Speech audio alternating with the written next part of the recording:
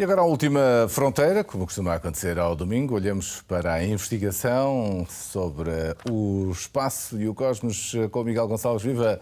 Bom dia, Miguel. Vamos falar aqui da Lua, para já, não é? Há fotos da Lua que nos deixam surpreendidos, mas há quem olhe para elas e fique frustrado. Agora vais ter de explicar isso muito bem. É verdade. Olha, por exemplo, a geóloga da Universidade de Oxford, Claire Nichols, que assina, é a primeira autora de um estudo que apareceu esta semana e que vem lançar, sobretudo, provocação sobre o passado da Lua e do seu campo magnético, que nós hoje sabemos que há de 900 milhões de anos desligou-se. Assim, de um momento para o outro, e nós não percebemos, bom, não é bem de um momento para o outro, ainda não percebemos muito bem porquê. E ela olha para estas fotografias, nomeadamente a Apolo 17, e fica sobretudo frustrada, porque olha para ali, para alguns enquadramentos das fotos, e encontra uma espécie de zonas, encostas, claramente estratificadas. E quando temos uma encosta estratificada, sabemos que quanto mais para baixo formos, mais profundo, mais história da Lua no tempo conseguimos lá chegar. E então ela pegou em imagens de alta resolução de uma das sondas da NASA, Lunar Reconnaissance Orbiter, para ir à zona onde aterrou a Apolo 17. E mais, teve um outro astrunfo, digamos assim, nesta sua investigação, que foi a contribuição do próprio Harrison Schmitt, um dos tripulantes da Apolo 17, o único cientista a pisar a Lua e ele também geólogo de formação.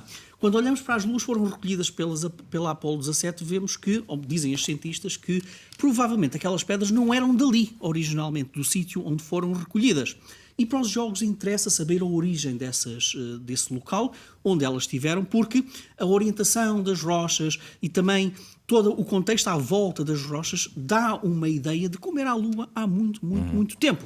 E então, pegando nessas imagens de alta resolução e também com o input, digamos assim, dado por Harrison Schmitt, chegaram a um modelo que não só conseguiram identificar mais ou menos de onde é que vieram algumas daquelas rochas da Apolo 17, aparentemente a encosta de uma cratera relativamente próxima, é o que diz também Harrison Schmitt, e olhando para essas rochas, conseguem fazer uma extrapolação científica, e eu acho que é um artigo que vai dar muito que falar, portanto não é uma investigação fechada, em ciência não há investigações fechadas, muito menos esta, e então diz-nos que ao analisar essas rochas e sobretudo a origem dessas próprias rochas, conseguem ter uma ideia de como é que era o campo magnético da Lua nos seus primeiros tempos.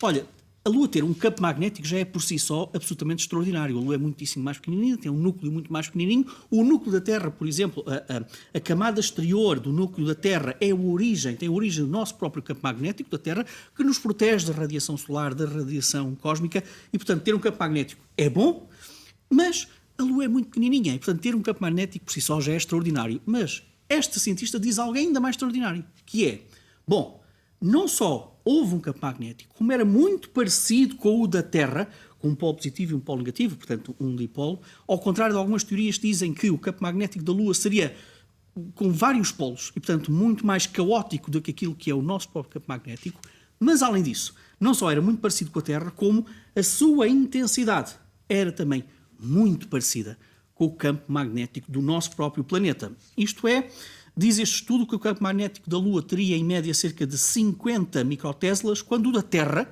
tem em média entre 25 e 65 microteslas. E, portanto, este estudo lança aqui uma linha de investigação que é baseada não só em simulações de onde vieram estas rochas que nós estamos a ver, mas também que nos aponta para um campo magnético muito parecido com a Terra, tão intenso pelo menos com o da Terra, e isto é muito importante porque nós desconfiamos que no início a Terra e a Lua partilhavam também um campo magnético. Protegiam-se um ao outro. E, portanto, é uma investigação que eu acho que ainda vai dar muito que falar. E pode ser muito interessante para desenvolver em futuras missões, porque agora será possível, com essas pistas e orientações, ir mesmo à procura dos dados que interessam. Queres-nos também falar de uma grande mancha vermelha de Júpiter? Olha, tudo que é astrónomo amador, ou até mesmo apaixonado por astronomia, conhece a grande mancha vermelha em Júpiter, que é, sobretudo, um gigantesco anticiclone que nós já conhecemos há alguns séculos. E também temos alguma ideia das suas dimensões. Olha, nos anos 70, as medições apontavam para 23 mil quilómetros de largura. Daniel, são duas terras ali dentro, 23. Depois, em 2014, apresentava cerca de 16.500 quilómetros de largura. Mas, olha, observações feitas há já 150 anos diziam que ela era maior, tinha cerca de 40 mil quilómetros de largura. Ou seja, o tamanho desta grande mancha vermelha tem vindo a reduzir ao longo do tempo.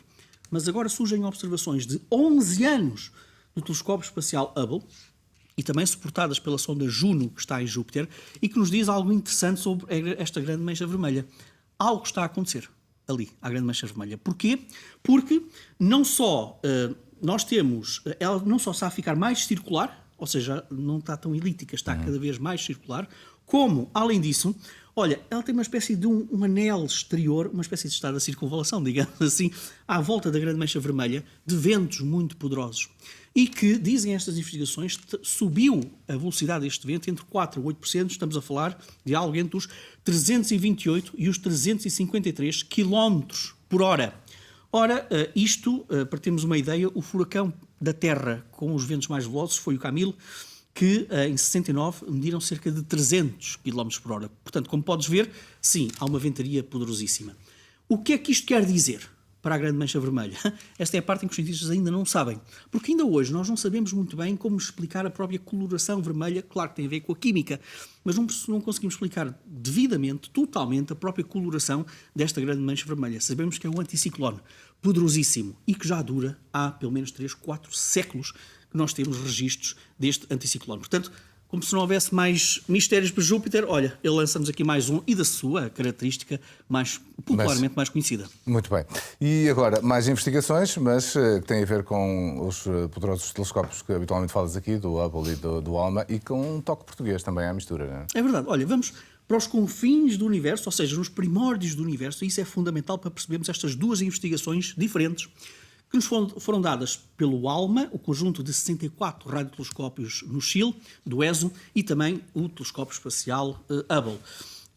Aliás, a ALMA não é só do ESO, é de um consórcio internacional. Vamos então primeiro para um projeto de investigação, de observação, chamado Rebels, e que inclui a astrónoma portuguesa Elizabeth da Cunha. Querida amiga, um grande beijinho para a Austrália. É uma das mais notáveis astrónomas também na Austrália e é portuguesa. E que, quando olharam para os confins do universo, encontraram isto que nós estamos aqui a ver. São imagens do ALMA. A imagem de cima é uma ilustração. Aliás, são ilustrações ambas. E que nos mostram duas galáxias, até agora desconhecidas. Olha, Daniel, e numa zona do espaço em que estava vazio. Aparentemente vazio. Não é bem vazio. Por isso é que nós temos o ALMA.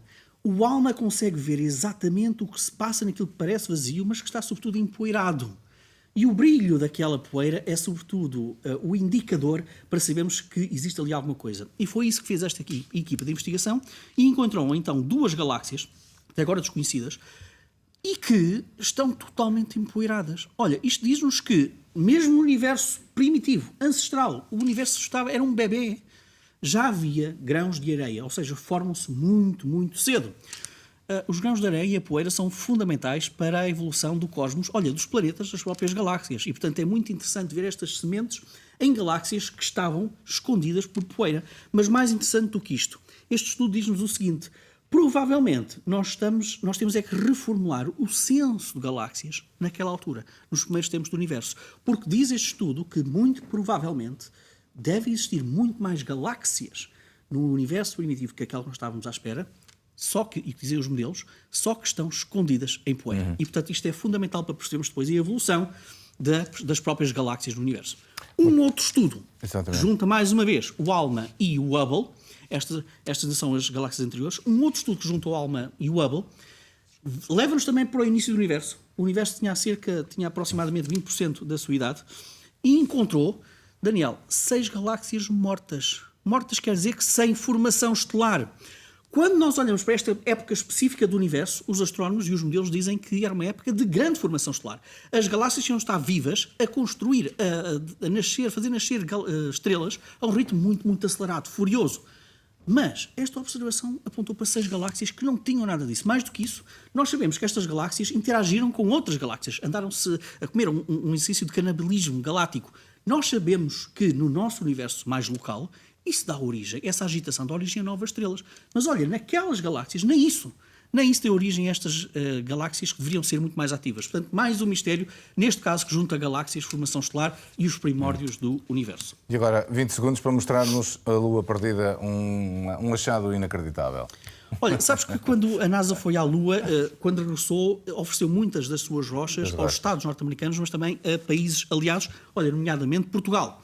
Algumas dessas rochas, aliás, muitas dessas rochas, autenticamente perdeu-se o rastro. Não se sabe para onde é que foram. Portanto, quando se encontra uma dessas rochas, é sempre algo de extraordinário. Esta rocha que nós estamos aqui a ver, olha, estava na posse de um colecionador de armas que comprava tábuas de madeira, como esta aqui. Só que nunca se apercebeu do que estava atarrachado à tábua de madeira. E era um pedaço de uma rocha da Apolo 17 e que agora já sabemos, pelo menos, onde é que andou esta rocha. Uma pequena curiosidade, foi oferecido também a Portugal, uma destas rochas, e ao que se sabe, a nossa rocha foi roubada. Portanto, alguém deve andar com a rocha que foi oferecida a Portugal.